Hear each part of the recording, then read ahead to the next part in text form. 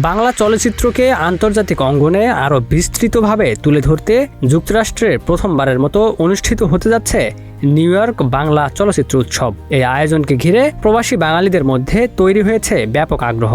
উৎসবের অন্যতম প্রধান আকর্ষণ হিসেবে অংশ নিচ্ছেন ঢাকাই চলচ্চিত্রের অভিনেতা জায়েদ খান। আগামী ২রা আগস্ট নিউ ইয়র্কের জ্যামাইকা পারফর্মিং আর্টস সেন্টারে অনুষ্ঠিত হবে উৎসবের মূল পর্ব। প্রায় এক যুগ পর একই মঞ্চে দেখা যাবে ইতিহাস চলচ্চিত্রের দুই অভিনয় শিল্পী কাজী মারুফ ও জায়েদ খানকে। এছাড়া অনুষ্ঠানে উপস্থিত থাকবেন চিত্রনায়ক ইমন, অভিনেতা সজল, চিত্রনায়িকা বিন্দু এবং সঙ্গীতশিল্পী প্রতীক হাসান। মূল আয়োজনে বাংলাদেশ থেকে যাওয়া একাধিক চলচ্চিত্র তারকা অনুষ্ঠানে অংশ নেবেন। আয়োজকদের পক্ষ থেকে জানানো হয়েছে, এবারের উৎসব শুধু চলচ্চিত্র প্রদর্শনীতেই সীমাবদ্ধ থাকবে না, থাকবে শিল্পীদের সঙ্গে মতবিনিময়, সাংস্কৃতিক পরিবেশনা এবং বিশেষ সম্মাননা প্রদান।